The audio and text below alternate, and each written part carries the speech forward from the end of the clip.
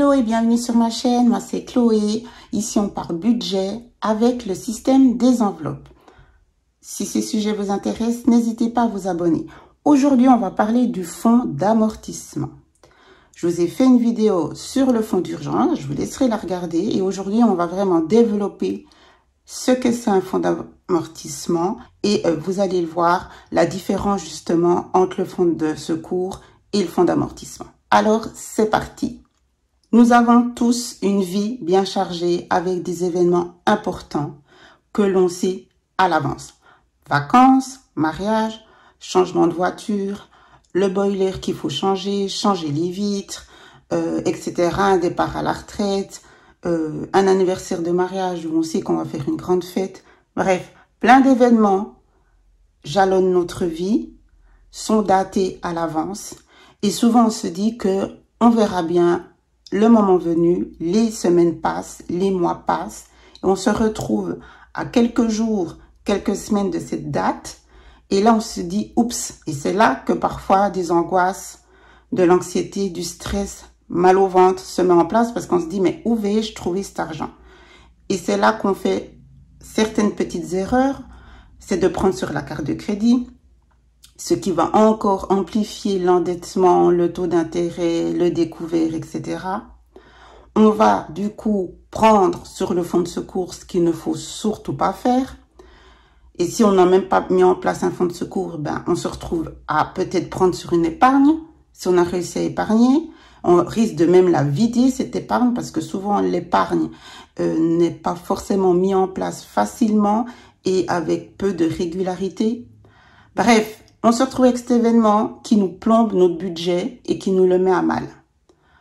Le but du fonds d'amortissement, c'est de pallier à ça.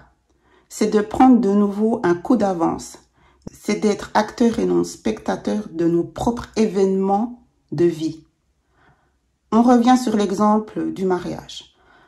On revient sur l'exemple d'une facture de dentiste.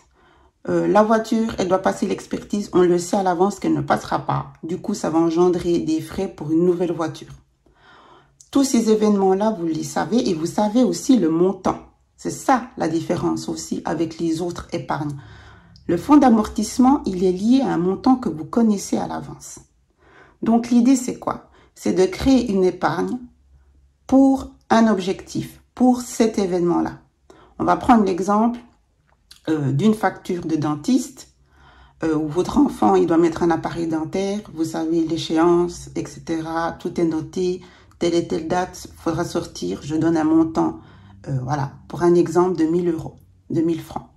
Donc, dès que vous savez la date d'un événement ou que la voiture, typiquement, elle devra passer l'expertise telle et telle date et qu'elle va pas passer, ça vous donne une date à fixer dans l'agenda et c'est à partir de ce moment où vous connaissez la date qu'il faut mettre en place votre fonds d'amortissement. Donc, le montant 1000 francs, donc vous mettez, tout dépend le délai que vous avez et encore une fois, votre situation à vous, un ordre permanent pour que le jour J, vous avez ce montant-là. Et quand la facture tombe, vous êtes sereine. C'est un amortissement serein. Je vous parle souvent d'avoir une gestion financière pour retrouver une sérénité financière. C'est ça mon idée, c'est ça mon but avec cette chaîne et pour moi-même, évidemment. Donc, créer un fonds d'amortissement pour un objectif, c'est être en paix tous les mois. Vous n'aurez plus cette boule au ventre, cette anxiété, vous ne ferez plus l'autruche parce qu'on sait bien que ça va tomber, la date va arriver, mais on fait comme si de rien parce qu'on est déjà assez acculé avec ben voilà, les budgets de chaque mois, les factures, etc. On nage, on court et on n'a pas envie de penser à une grosse dépense qui sera là que dans 6 mois, dans 8 mois, dans un an. J'aurai le temps de voir le moment venu. Eh ben non, on sait très bien que le moment venu, on se retrouve couac devant notre facture et on panique et on est mal. Donc vraiment, pensez à mettre en place un fonds d'amortissement. Alors, comme pour le reste, c'est à regarder les banques en ligne, la banque où vous êtes, à la limite, il n'y a pas de souci. Si vous n'avez pas de frais, vous avez déjà trouvé un bon fonctionnement, par exemple, avec votre fonds de secours, vous allez mettre la même méthode pour votre fonds d'amortissement. Vous séparez bien les deux, comme vous l'avez compris. Le fonds de secours, c'est une bouée de secours, le fonds de secours, pour de gros événements qui vous tombent dessus et qu'on espère ne jamais avoir. Il n'y a pas de... En fait, le fonds de secours, il n'y a pas de somme finale, parce que c'est pas lié à un objectif. C'est vraiment la bouée de secours, le bas de laine. Là, le fonds d'amortissement, en fait, il s'arrête quand la facture du dentiste, quand le mariage est passé, quand les vacances ont été finies, elles ont été faites, l'ordre permanent, il s'arrête.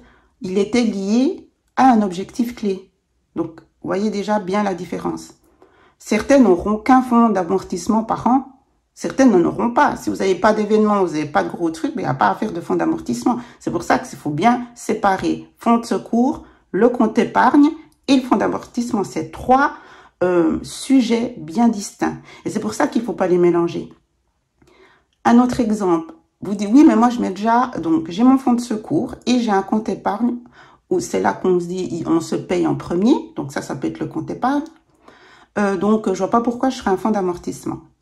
Alors, si vous avez déjà mis en place un compte épargne avec un ordre permanent régulier et que vous avez une échéance qui arrive là maintenant pour dans 6 mois, soit vous savez que dans votre compte épargne actuel, vous devrez prendre ce fameux montant dans 6 mois. Donc, déjà, regardez si dans 6 mois, vous aurez cette somme sur votre compte épargne.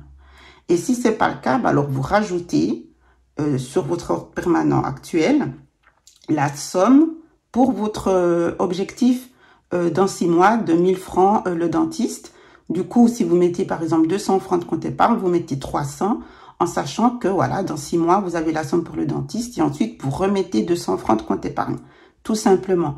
Ça doit toujours être distinct, à vous de vous y retrouver. Dans votre feuille de budget, vous mettez dans les ordres permanents, vous distinguez bien fonds d'amortissement 100 francs et l'épargne, je me paye en premier 200 francs. Que vous sachiez où vous en êtes avec votre délai de 6 mois pour les 100 francs.